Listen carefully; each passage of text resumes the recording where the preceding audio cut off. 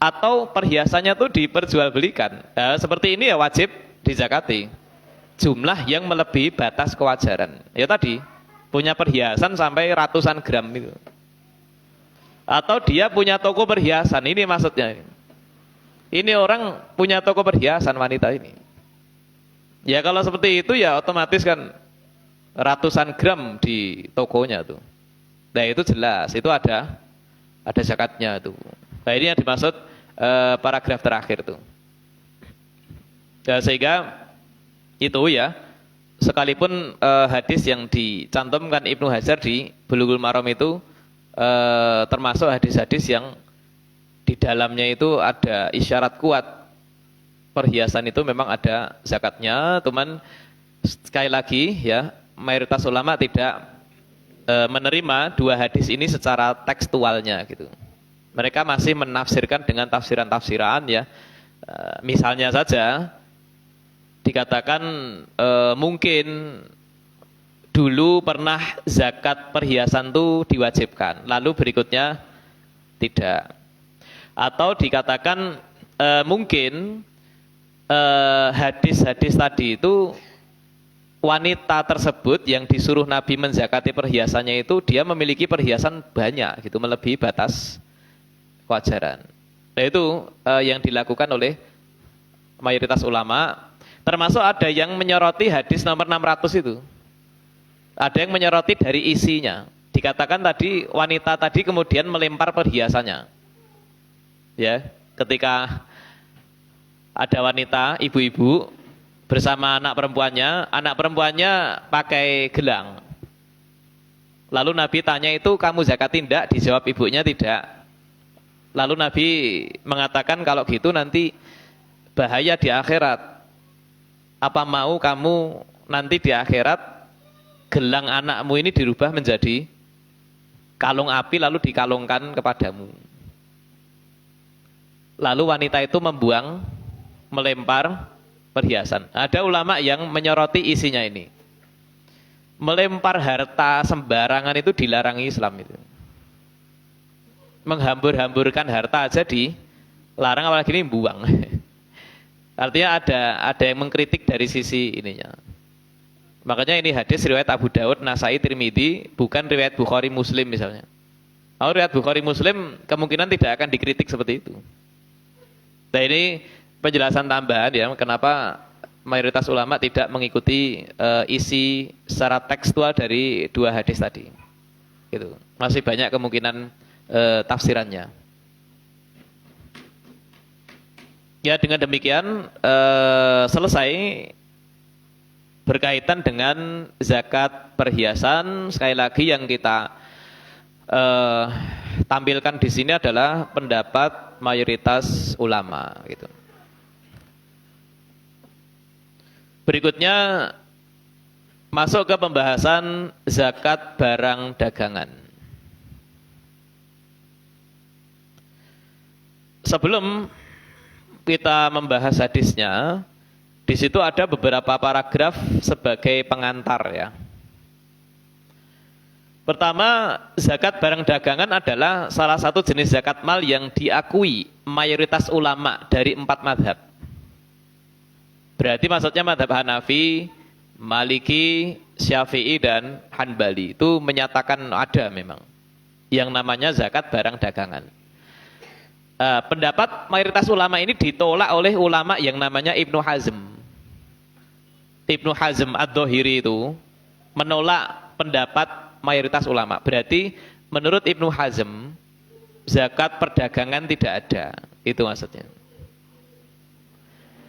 Nah, namun mayoritas ulama di zaman sekarang sependapat dengan mayoritas ulama 4 madhab tadi.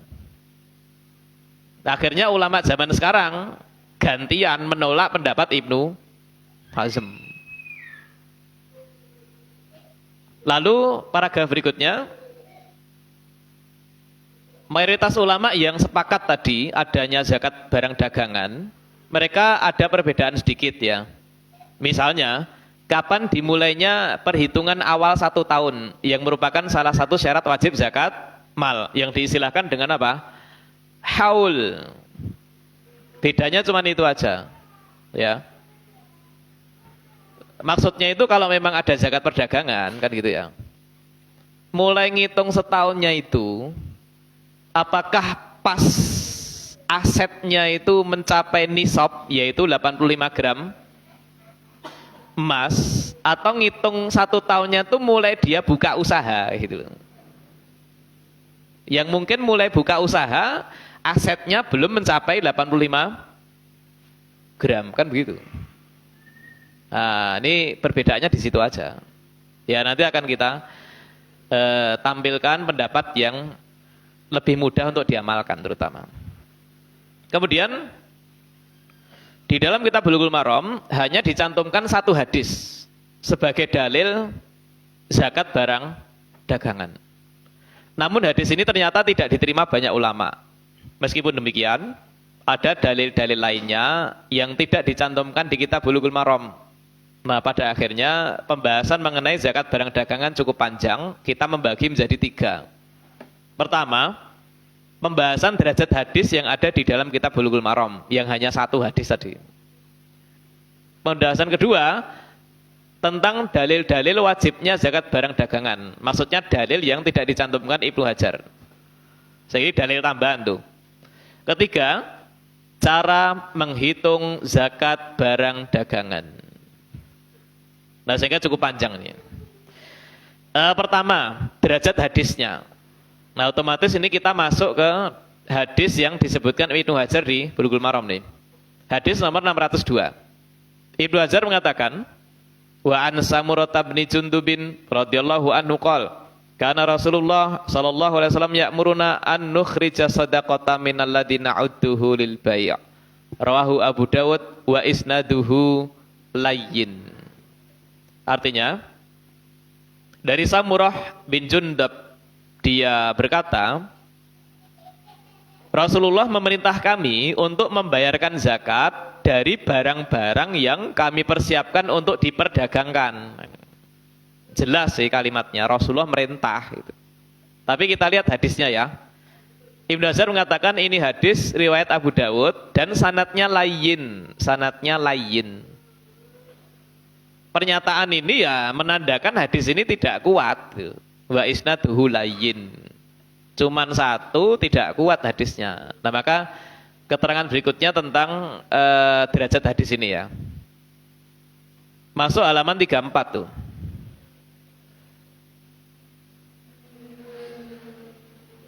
Al-Hafidz Ibnu Hajar menganggap hadis ini tidak valid. Maksudnya tidak sahih, tidak kuat. Kesimpulan ini bisa dipahami dari perkataannya wa isnaduhu layyin yang tadi itu. Menurut keterangan Ibnu Hazm, semua orang yang meriwayatkan hadis ini adalah para perawi yang majhul. Majhul. Maksud istilah ini adalah mereka semua tidak diketahui kredibilitasnya sebagai perawi hadis, penyampai hadis. Terutama para perawi yang ada di antara Sulaiman bin Musa dan Samurah. Ini keterangan Ibnu Hajar, Ibnu Hazm yang beliau menolak adanya zakat perdagangan. Ya otomatis kan beliau teliti sekali yang namanya Ibnu Hazm ini. Maka kita ambil pendapatnya di sini. Ini dalam rangka adil gitu. Kita ambil pendapat dari ulama yang nolak adanya zakat dagang gitu. Ya tapi Ibnu Hajar ya bilang seperti tadi, wa isnadu layyin. Ini kemudian yang menyebabkan Al-Hafidz Ibnu Hajar juga menganggapnya sebagai hadis yang tidak sahih, tidak sahih memang. Kemudian ulama yang bernama Ibnu Abdil Bar, ulama lain lagi ya, ulama madzhab Maliki nih, mempunyai pendapat yang berbeda. Menurutnya hadis tersebut diterima dan derajatnya hasan. Nah, ya terkadang penilaian hadis itu ya beda begini. Hadis yang ada sanatnya, adapun hadis yang tidak ada sanatnya yang muncul, tahu-tahu muncul di tengah umat Islam yang itu diistilahkan ulama la aslalahu, itu jelas tidak mungkin diteliti, pasti satu pendapat. Tapi hadis yang ada sanatnya begini, nah pasti menimbulkan perbedaan. Dengan demikian, hadis ini minimalnya diperdebatkan kevalitannya. Informasi yang ada di dalamnya belum bisa diterima sepenuhnya berarti. Sehingga masih ngambang tuh derajat hadis tadi. Kalau begitu apakah zakat barang dagangan itu tidak ada? Ada. Makanya di situ pasal kedua kita tampilkan di sini dalil-dalil adanya zakat barang dagangan. Langsung ke dalil pertama ya. Surat Al-Baqarah ayat 267. Jadi dalilnya itu malah ayat Al-Qur'an ya, cuman dengan tafsirnya. Anfiqu min thayyibati ma kasabtum. Ya, terutama kalimat ma kasabtum yang itu bisa diterjemahkan apa yang kalian usahakan. Ya, wa anfiqu dan keluarkanlah sebagian dari thayyibati ma kasabtum. Keluarkanlah sebagian harta dari hasil usaha kalian, maka sabatum. Menurut Imam Qurtubi, ahli tafsir terkenal ya, ayat ini mencakup perintah untuk zakat dan perintah sedekah. Zakat hukumnya wajib, sedangkan sedekah hukumnya sunnah. Kalimat ini, yaitu dari apa yang kamu usahakan, adalah petunjuk tentang wajibnya zakat perdagangan, begitu juga sewa menyewa. Ini menurut Imam Al-Qurtubi, ahli tafsir terkenal. Sehingga satu dalil ayat beserta tafsirnya. Lalu dalil kedua ini yang lebih kuat ini, yaitu kesepakatan ulama. Ya, jadi sebagian ulama itu terang-terangan menyatakan ulama itu sepakat ada zakat perdagangan. Nah berarti Ibnu Hazm bagaimana tadi? Apakah beliau menolak kesepakatan gitu ya? Yang mana kesepakatan ulama itu kan secara dasar hukum ya setara secara umum dengan Al-Quran dan hadis itu. Nah masuk halaman 35. Ulama yang menyatakan adanya kesepakatan ini adalah Imam Ibnul Mundhir.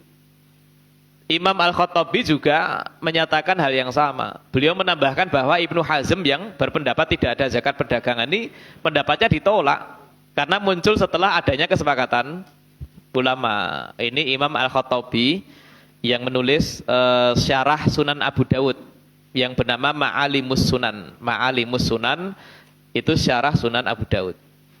Ya, ada keterangan menarik di sini. Artinya Ibnu Hazm itu menolak ya adanya zakat perdagangan setelah ulama sepakat gitu.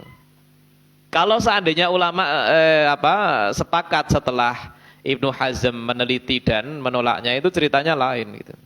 Ini udah sepakat ditolak. Nah, ini yang kekeliruannya Ibnu Hazm menurut beliau.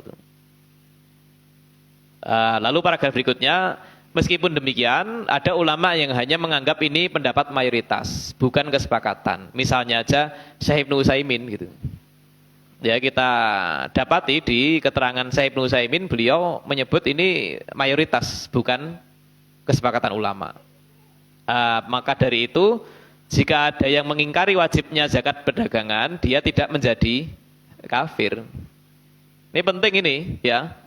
Makanya jangan mudah menyatakan ini masalah disepakati ulama. Konsekuensinya berat. Masalah yang disepakati ulama itu kalau ditolak bisa, yang nolak itu bisa menjadi apa? Kafir gitu. Nah ternyata menurut Syekh Ibnu Utsaimin adanya zakat perdagangan ini tidak sepakat memang. Ini mayoritas ulama. Adapun menolak pendapat mayoritas ulama ya sah-sah saja. Kalau ada ulama satu menolak mayoritas ulama ya sah-sah saja. Tidak kafir dia. Nah makanya di kitab Fathul Mu'in ya, salah satu kitab terkenal di Madzhab Syafi'i dikatakan wala yukaffaru munkiru wujubi zakatit tijarah lil khilafihi. Orang yang mengingkari wajibnya zakat barang dagangan tidak dikafirkan karena adanya perbedaan pendapat dalam masalah ini. Nah ini saja kita tetap menyatakan yang betul zakat barang dagangan itu ada. Cuman kita tidak setuju kalau ini dikatakan kesepakatan. Karena konsekuensinya nanti Ibnu Hazm bisa kafir gitu. Orang yang menolaknya bisa kafir, ini bahaya. Ini penting ya, karena kan kita terkadang dituduh mudah mengkafirkan itu. Babi itu haram sepakat ulama tuh, babi itu.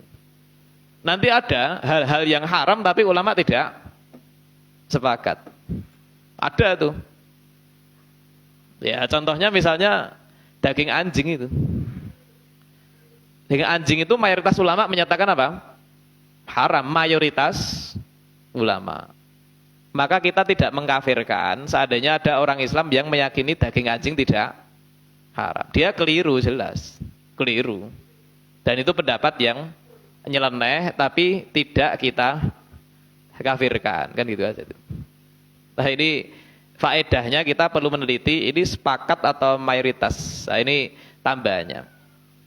Lalu ketiga ada dalil dari sisi logika yang mendukung adanya zakat perdagangan. Penjelasannya, salah satu harta di zaman Nabi yang wajib dizakati adalah dinar dan dirham. Ini satu, jelas ini. Jika seperti itu, seharusnya barang dagangan juga wajib dizakati. Karena barang dagangan tersebut sumber penghasil uang. Gitu loh. Ini logikanya begitu. Kalau uang saja wajib dizakati, sumber yang menjadi kita mendapatkan hasil berupa uang ya harusnya dizakati. Ini maksudnya dalil logikanya gitu. Dan juga karena barang dagangan termasuk harta yang berkembang.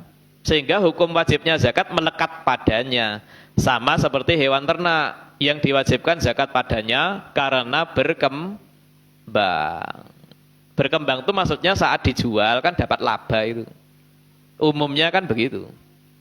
Nah itu berarti harta yang berkembang tuh. Kalau begitu ya wajib dizakati. Ya dengan demikian pendapat yang benar ada yang namanya zakat barang dagangan, sehingga Ibnu Hazm yang menolak zakat barang dagangan tidak dikafirkan karena ulama memang belum sepakat. Dan ada ulama terkenal zaman ini juga yang menolak adanya zakat barang dagangan, seperti nanti akan kita ketahui. Nah berikutnya nanti cara menghitung zakat perdagangan, kita jeda sebentar karena sudah masuk waktu isya. Wassallallahu ala nabiyyina Muhammad wa alihi wa sahbihi ajmain.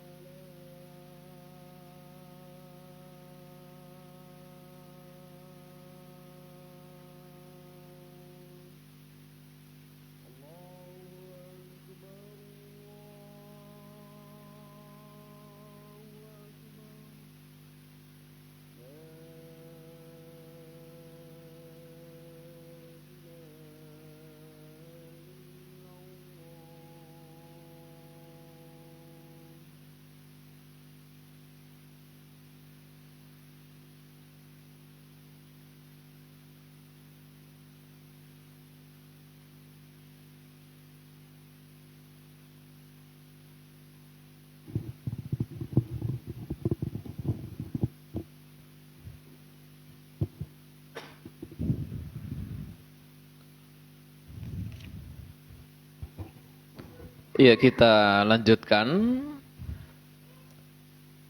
Di antara ulama zaman sekarang yang menolak zakat perdagangan tuh Syekh Albani itu. Syekh Ibnu Utsaimin ya, yang lain menerima daya zakat perdagangan. Lalu Syekh Albani menolak tuh. Seperti Ibnu Hazm. Karena beliau menganggap hadis yang menyatakannya itu tidak sahih gitu. Tapi Syekh Albani juga mengatakan sehingga kalaupun para pedagang tuh mau menyisihkan sebagian hartanya ya sedekah berarti.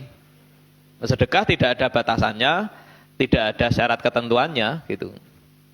Ini Syekh Albani rahimahullah termasuk yang menolak adanya zakat perdagangan tuh. Sehingga memang amannya itu kita katakan mayoritas ulama berpendapat adanya zakat perdagangan. Tidak kita katakan ulama sepakat. Seperti yang dinyatakan oleh Syekh Ibnu Utsaimin tadi itu. Kemudian masih halaman 35, cara menghitung zakat barang dagangan. Karena zakat perdagangan berkaitan dengan harga, maka yang memungkinkan menjadi dasar sempurna nisab adalah senilai 85 gram emas dan adalah akhir tahun saja. Ini yang kita singgung tadi, pendapat yang paling mudah ini. Ada pendapat lain memang, ya. Kenapa paling mudah? Kita tahu kemungkinan namanya harga itu berubah-ubah itu. Kalau nisab jelas, senilai 85 gram emas 24 karat. Tapi harga itu kemungkinan besar berubah-ubah itu. Nah, ada ulama yang berpendapat ya, yang ngitungnya akhir tahun berarti. Akhir tahun. Dan ini adalah pendapat Imam Malik serta Imam Syafi'i. Artinya ulama yang lain, Abu Hanifah misalnya, Imam Ahmad, itu punya pendapat lain. Tapi lebih rumit dipraktekkan. Nah ini lebih gampang, akhir tahun. Akhir tahun, lebih mudah gitu. Kemudian halaman 36, karena sangat menyulitkan jika perhitungan harga dilakukan sepanjang waktu. Berbeda dengan zakat pada benda-benda lain yang zakatnya berkaitan dengan benda-benda itu. Ya, berkaitan dengan benda itu. Misalnya zakat unta ya, jelas nisabnya sekian. Nanti kalau untanya sekian, zakatnya sekian ekor kan gitu. Kelihatan bendanya, tapi harga itu, angka itu. Ini kalau dihitung ya sepanjang waktu sulit. Ini maksud lebih simpelnya pendapat yang tadi dan lebih rumitnya pendapat ini. Maka apabila barang dagangan telah sempurna mencapai nisab 85 gram emas tadi pada akhir tahun, maka saat itulah kewajiban zakat telah ada pada diri seorang muslim yang punya usaha tadi itu. Gampang ini. Gampang. Ya mulai buka usaha bulan Muharram misalnya, Muharram tahun 1445 Hijriah misalnya, entah berapapun asetnya saat itu, walaupun nggak mencapai 85 gram emas, bulan Dzul Hijjah akhir tahun berarti, dia hitung itu, dia hitung asetnya, dia hitung labanya. Ini sama seperti pertanian bersih, yang dihitung bersihnya. Sehingga utang yang jatuh tempo ya dibayar dulu. Ini yang dimaksud tuh. Nah, akhir tahun dihitung semua bersihnya. Ternyata malah totalnya 100 juta misalnya bersih gitu. Nah, ya ini berarti wajib dizakati. Karena 100 juta itu sudah melebihi nisab, yaitu 85 gram emas. Nah, itu yang dimaksud akhir tahun. Ini lebih simpel dan merupakan pendapat ulama yang kredibel juga, yaitu Imam Malik dan Imam Syafi'i. Beda kalau ini pendapat sembarang orang ya kita tidak ikuti. Jadi ini ada dua sisi ya. Ini pendapat muncul dari ulama yang jelas termasuk generasi salaf juga tuh, tabi'ut tabi'in tuh. Yang keduanya ada unsur kemudahannya. Berbeda dengan pendapat yang lain. Nah ini simpelnya begitu. Kemudian dalam menghitung nilai barang dagangan kan harus dihitung nih asetnya ya. Ini menyesuaikan harga di tahun saat dia wajib bayar zakat, bukan harga di tahun saat dia beli kulak maksudnya. Bukan. Ini pendapat juga ini ya. Tapi memang lebih apa? Ya lebih realistis gitu. Ya tidak mungkin lah kita patokannya harga pas kulak dulu gitu ya. Ya kalau harganya sama alhamdulillah, tapi jika beda ya pokoknya harga tahun di mana dia akan zakat itu aja. Keuntungan digabungkan dengan modal kemudian membayarkan zakatnya sebesar 2,5%. Nah ini simpelnya begitu. Maka pembukuan tuh memang harus ya. Pembukuan memang harus. Ya sekalipun tuh kadang dianggap remeh gitu. Yang namanya apa? Pembukuan. Karena kita bisa tahu seperti ini ya tidak lain jika pembukuannya rapi kan gitu ya. Nah ini simpelnya cara menghitung barang dagangan sehingga memang ini nampaknya ya perdagangan yang kelas menengah ke atas ini gitu ya. Nah atas. Tapi ya bukan tidak mungkin kita yang baru dagang kecil-kecilan ya pembukuan ya penting. Penting jelas itu. Kadang tanpa pembukuan tuh kadang kita tidak bisa ngukur gitu ya. Utang juga kadang tidak ketulis lupa kadang tuh. Nah itu lebih bahaya lagi. Karena yang namanya pedagang tuh sepertinya tidak atau sulit dilepaskan dari yang namanya apa? Utang gitu loh. Nah ini tidak pembukuan lupa semua gawat ini. Sementara utang kita tahu dulu udah kita bahas dalam Kitabul Janaiz itu ya urusannya sampai akhirat nih sama utang ini. Nah, itu ya.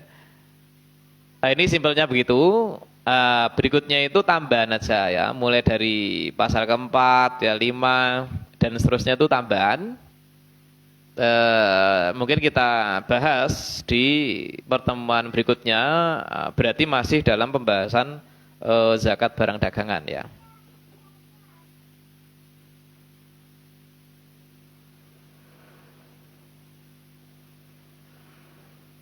Ya sebelum kita akhiri, kita manfaatkan untuk tanya jawab ya silahkan jika ada yang ingin bertanya. Ya.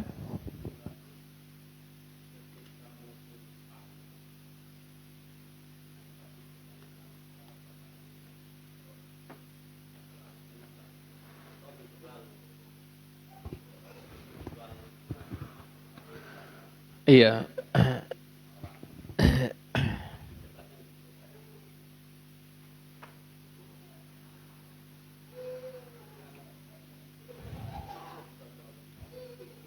Iya. Iya.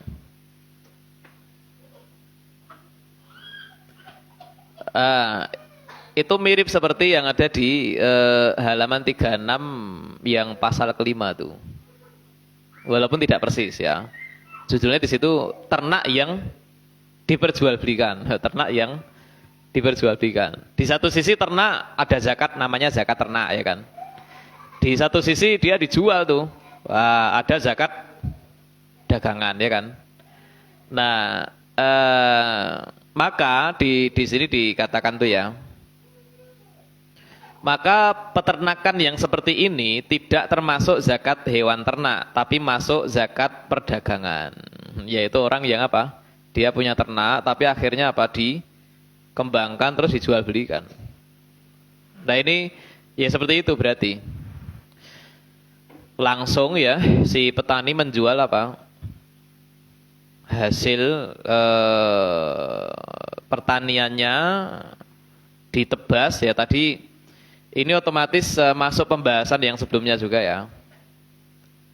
Atau kita belum sampai memang. Nanti ada pembahasan hukum menjual buah atau semisal buah yang masih nempel di pohon sebelum dipetik gitu ya. Itu memang ada masalah ya. Cuman Nabi mengatakan apa? La tubayyi utsamara hatta yabdua solahuha atau kama qala gitu.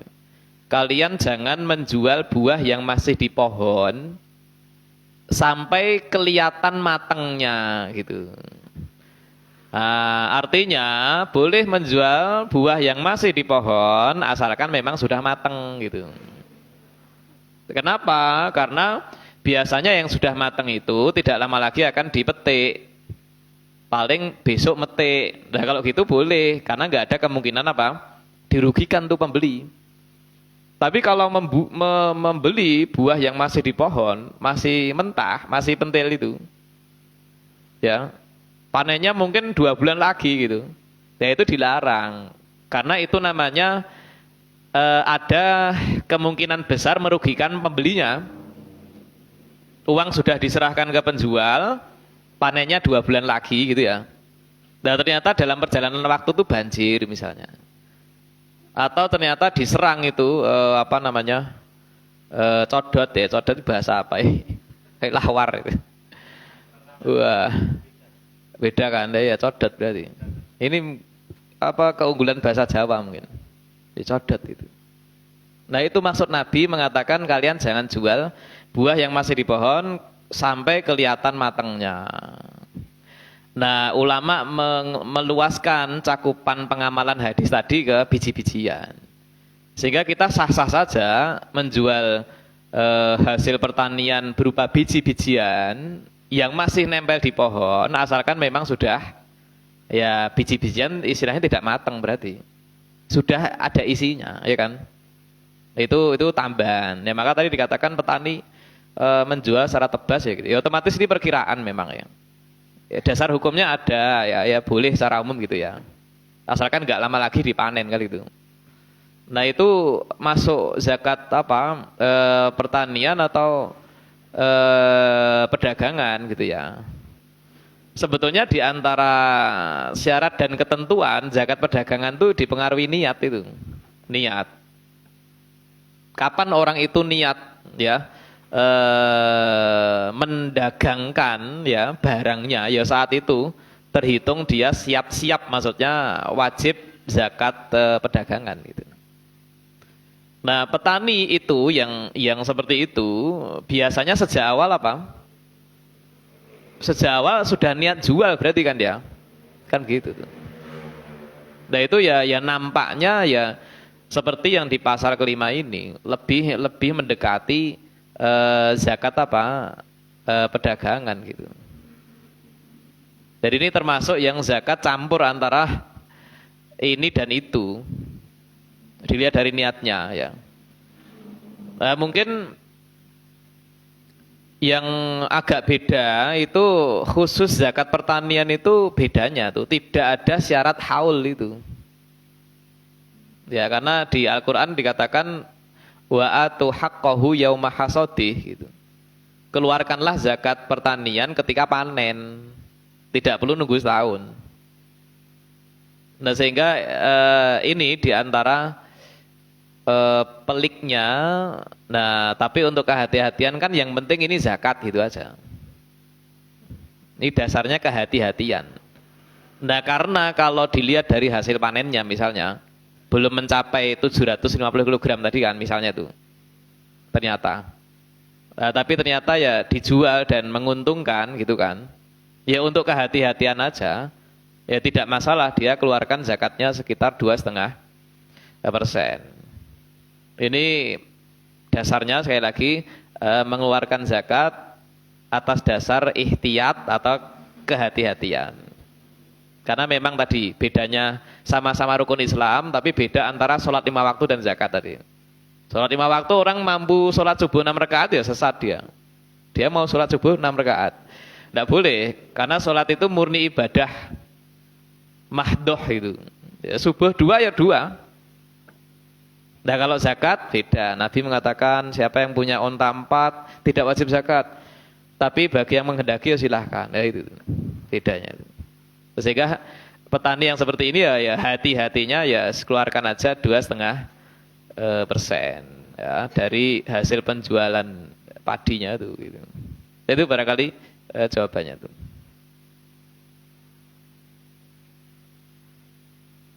Ya satu pertanyaan lagi.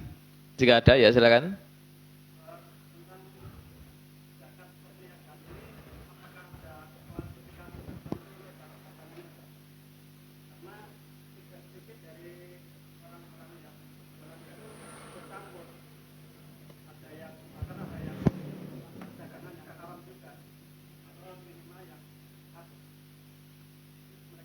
Oh.